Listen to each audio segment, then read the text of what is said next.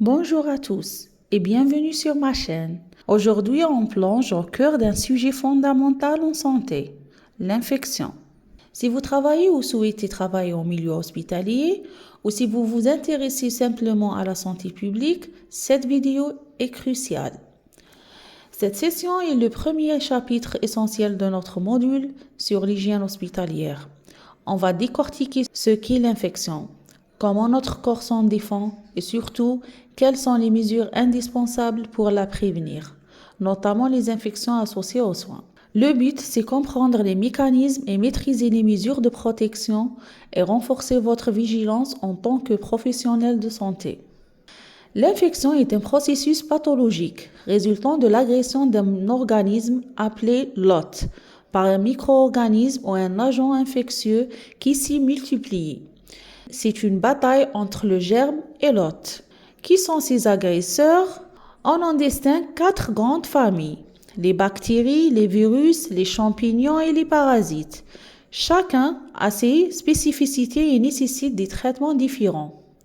Il est crucial de distinguer 2 notions, la colonisation et l'infection.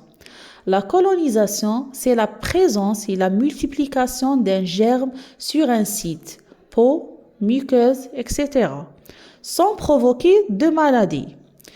Mais l'infection survient quand l'équilibre est rompu entre la virulence du germe et les défenses de l'hôte, entraînant des symptômes et une maladie.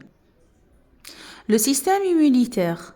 Avant d'attaquer la prévention, comprenons ce que notre corps met en place pour se défendre. C'est le système immunitaire, un dispositif complexe à plusieurs niveaux.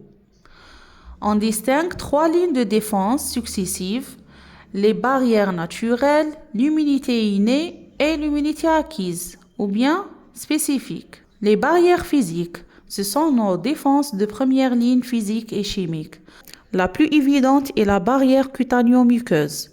Une peau intacte est une barrière physique imperméable. Les barrières chimiques. Les muqueuses produisent des sécrétions comme les larmes, la salive et les sucs gastriques qui contiennent des substances antimicrobiennes, notamment le lysozyme. Sans oublier notre flore résidente, ces bonnes bactéries qui entrent en compétition avec les germes pathogènes. Les mécanismes mécaniques. Le corps utilise aussi des mécanismes d'expulsion. Exemple, les cils vibratiles des voies respiratoires comme la poussière et le mucus, la toux, l'éternuement, l'urination et la défécation. La deuxième ligne, l'immunité innée ou bien non spécifique. C'est la défense rapide, immédiate, qui ne nécessite pas de contact préalable avec l'agent infectieux. Son marqueur est la réaction inflammatoire, reconnaissable par la rougeur, la chaleur, la douleur et l'œdème. Son rôle est de localiser et contenir l'infection, ce qu'on appelle la réaction inflammatoire. La phagocytose, comme les macrophages et les neutrophiles qui procèdent à la phagocytose. Elles mangent et détruisent les germes. Enfin, le système du complément, c'est un ensemble de protéines qui assistent à la destruction des microbes en créant notamment des pores dans leurs membranes. La troisième ligne, c'est l'immunité acquise ou bien on dit spécifique. C'est la défense spécifique. Elle est plus lente et à se mettre en place, mais qui confère une mémoire immunitaire. Elle permet d'être immunisé contre un agent rencontré précédemment. On a l'immunité humorale.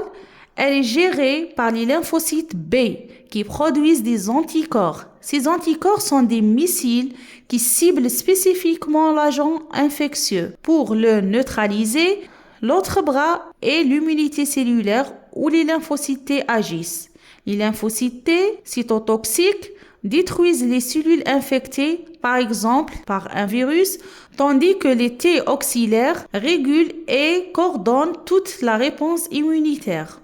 Les mesures générales de prévention, la base est la lutte contre les infections, surtout en milieu de soins, repose sur le respect rigoureux des protocoles d'hygiène. Les précautions standards sont le socle de la prévention. Elles doivent être appliquées systématiquement pour tous les patients et sans exception, quel que soit leur statut infectieux présumé. L'hygiène des mains, c'est la mesure la plus importante et la plus efficace pour prévenir la transmission des germes. Elle se fait soit par le lavage à l'eau et au savon, soit par friction hydroalcoolique. Souvenez-vous des 5 moments pour l'hygiène des mains de l'OMS. Avant un contact patient, avant un geste aseptique, après un risque d'exposition à un liquide biologique, après un contact patient et après un contact avec l'environnement immédiat du patient. Le port des gants est indiqué pour tout contact potentiel avec du sang et des liquides biologiques ou bien des muqueuses ou une peau lésée. Attention, le port de gants ne remplace jamais l'hygiène des mains.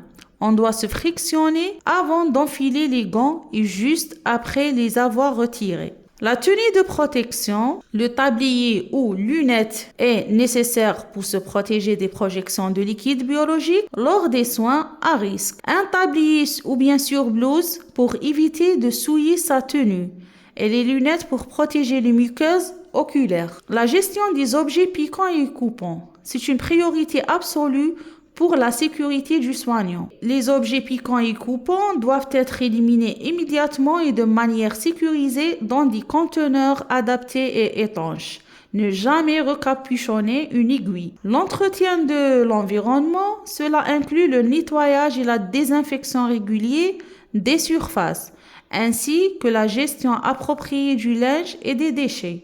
Les surfaces sont des vecteurs importants de transmission indirecte. Les précautions complémentaires s'ajoutent aux précautions standards lorsque le patient est infecté ou colonisé par un germe nécessitant une transmission spécifique. Les précautions contact pour les germes transmis par contact direct ou indirect, comme le staphylocoque aureus résistant à la méticilline ou le Clostridium difficile. Cela implique une chambre individuelle si possible et port systématique de gants et d'une surblouse pour entrer dans la chambre. Les précautions gouttelettes, c'est-à-dire pour les germes transmis par des gouttelettes projetées lors de la toux ou bien de la parole, exemple grippe, méningocoque, etc.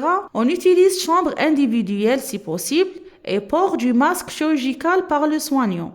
Le patient ici doit aussi porter un masque chirurgical s'il est transporté. Les précautions aériennes. Celles-ci concernent les germes transmis par des particules en suspension, les aérosols.